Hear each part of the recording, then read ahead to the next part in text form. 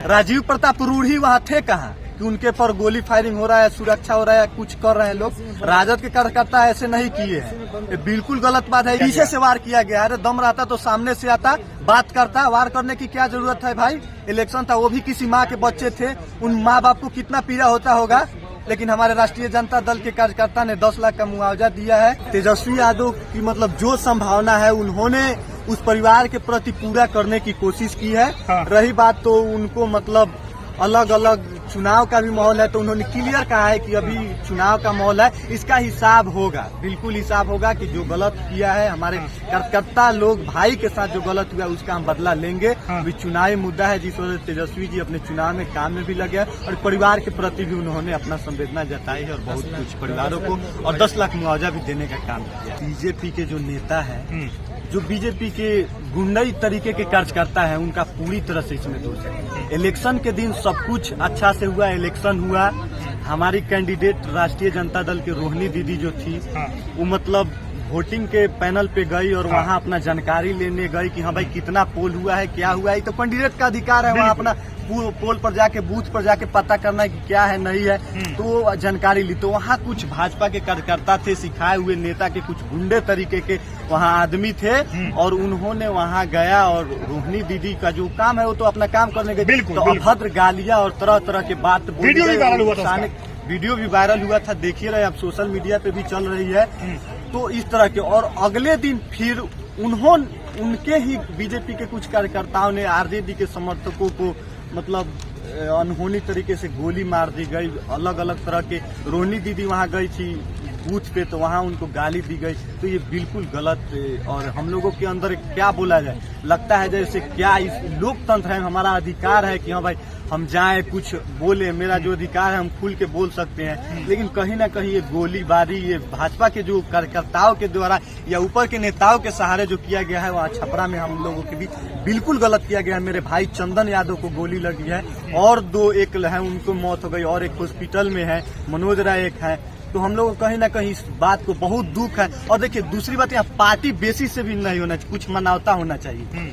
Election अपने जगह पर है, ठीक है, कुछ आपस में थी हुई क्या हुई नहीं हुई, लेकिन मतभेद हुई चलिए, लेकिन ये गोलीबारी शुरुआत की गई भाजपा के आदमी द्वारा, ये कहीं ना कहीं बहुत गलत हुआ है हम लोगों के छपरा से। क्या मांग करना चाहेंगे सरकार से? मांग क्या करना चाहेंगे, वैसे आदमी को सीधे जेल में किया जाए। हमारी रोहिणी दीदी छपरा के टाउन थाना में बिल्कुल FIR दर्ज कराई है, 62 लोगों पर FIR दर्ज हुआ है, 12 नामजद है और 52 जो है या कुछ 50 ऐसे हैं जो बिना नामजद है। उन सबको कड़ी से कड़ी कार्रवाई किया जाए, छपरा प्रशासन से मांग है। इस तरह की घटना दिनों दिन होना चाहिए।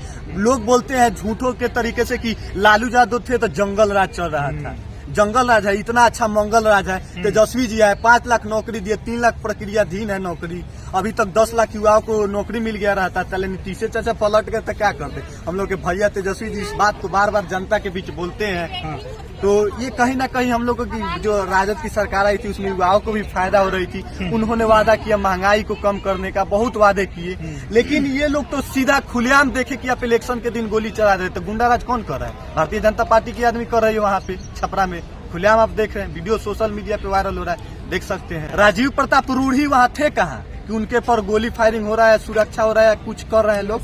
राजद के कार्यकर्ता ऐसे नहीं किए हैं, ये बिल्कुल गलत बात है।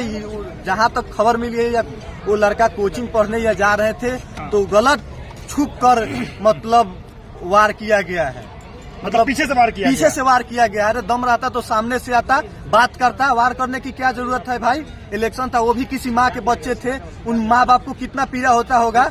लेकिन हमारे राष्ट्रीय जनता दल के कार्यकर्ता ने 10 लाख का मुआवजा दिया है और परिवार के ऊपर सांत्वना बिताई है। तेजस्वी जी भी इस बात को मतलब उनके परिवार के बीच मतलब गए, रोहिणी दीदी भी गई और बहुत परिवार से मिले लोग। और पप्पू यादव ने भी 5 लाख रुपया दिया है, पप्पू यादव भी गए थे, मिले।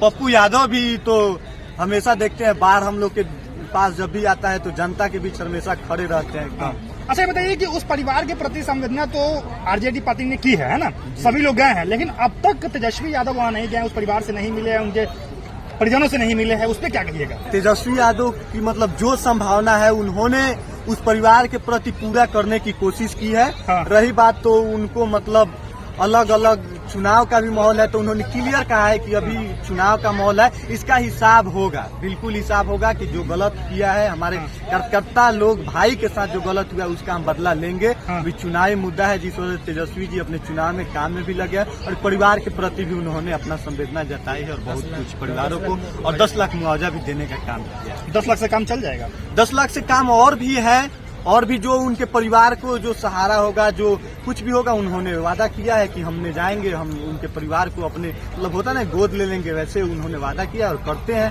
करेंगे। मतलब पकिया सपोर्टर है आप लोग आरजेडी का? इसी बिल्कुल सपोर्टर की क्या बात है भाई, हम लोग बिहार में हैं, उनसे हमको रोजगार मिल रहा है, गरीबी दूर होने की संभावना है, तो हम लोग तो बिल्कुल सपोर्ट करेंगे राजद। अच्छा, ये बताइए कि पीड़ित परिवार को सरकार से कोई मुआवजा मिलना चाहिए कि नहीं, इस पे कुछ क्या कहिएगा?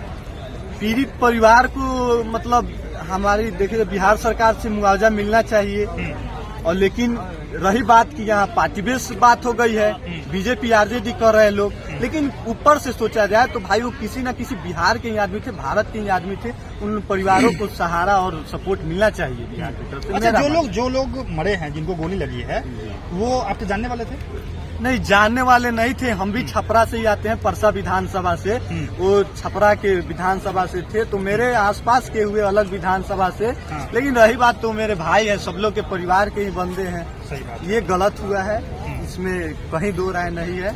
सुनने में आ रहा है कि रोहिणी आचार्य के ऊपर भी FIR दर्ज किया गया है और उनको जेल भी जाना पड़ सकता है। बीजेपी वाले लोगों का काम ही यही है कि जो अच्छे काम कर रहे हैं, जो नेता है, जो अच्छे मतलब आगे बढ़ना चाह रहे हैं, विकास के मुद्दे कर रहे हैं, उनमें जेल डाल रहे हैं। दिल्ली का हाल ही देखिए, अरविंद केजरीवाल जी को क्या सबूत मिला, क्या मिला, लेकिन कुछ दिन के लिए, अभी 15 दिन या कुछ दिन के लिए जमानत पे आए हैं। तो इन लोगों का काम ही है। रोहिणी दीदी इतना अच्छा से काम कर रहे हैं, इलेक्शन कैंपेनिंग में हर जनता के बीच जा के मिल रही है, तो देखा कि अब मतलब उग्र नहीं होता है कि अब हारने वाले हैं, तो अंजाम लगाना इन लोग का काम है, अंजाम लगा रहे हैं, इससे कुछ होने वाला नहीं है। और 4 जून को तो जीत रहे हैं, और रोहिणी दीदी तो मतलब हमारी 2 लाख वोटों से जीत रही है। हाँ, इतना कॉन्फिडेंस है? बिल्कुल 2 लाख वोटों से जीत रही है रोहिणी दीदी। क्या होगा बीजेपी का जो कह रही है कि 40 में 40 जीतेंगे? 40 में 40 क्या 39 सांसद दिया नहीं बिहार, क्या किए बिहार के लिए? एक चीनी मिल का फैक्ट्री था मरहौरा में, वो भी चालू नहीं हुआ। बोले थे राजीव प्रताप रूडी की आएंगे तो उसी चीनी मिल से चाय पियेंगे, लेकिन वो चीनी मिल कहाँ गया और सब बेच दिया, पूरा कारखाना उसमें का ईटा बिक गया,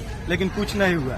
लेकिन हमारी रोहिणी दीदी राजद की जो सरकार है, वो फैक्ट्री लगाने, एयरपोर्ट तमाम जो कर रही है, बिल्कुल हम लोगों का आशा है कि वो करेगी। लेकिन लोग कह रहे हैं कि रोहिणी आचार्य तो भाई चुनाव जीतेगी, अगर जीत गई। वैसे तो लोग कह रहे हैं, जो बीजेपी के जो कार्यकर्ता हैं, जो बीजेपी के लोग हैं, जो उनके समर्थक, वो तो कह रहे हैं कि रोहिणी आचार्य जीतेगी ही नहीं। लेकिन खुदा न खास्ते अगर जीत भी गई तो वो जीत कर सिंगापुर चली जाएगी, यहाँ काम नहीं करेगी। क्या कहिएगा उसको आप? आपको पता होना चाहिए कि रोहिणी दीदी के लिए सारण में राष्ट्रीय जनता दल का कार्यालय बन चुका है। जीतने के बाद भी अभी वो वहीं पे है, मतलब जीतने के बाद नहीं, इलेक्शन खत्म हो गया, जीत तो 4 जून के बाद होगी, लेकिन इलेक्शन खत्म हो गया, लेकिन अभी भी वहीं पे है। और तेजस्वी जी हम लोग के डेरनी परसा विधानसभा से मंच से भाषण दिए कि व्यवस्था नहीं था, अब तो व्यवस्था हो गया है, हमारी बहन यही रहेगी और आप लोगों की सांसद यही रहेगी, आप लोग के दुख सुख में शामिल होगी। ठीक है, उनका परिवार है वहाँ, सिंगापुर जाएगी, मिलेगी, यहाँ भी रहेगी।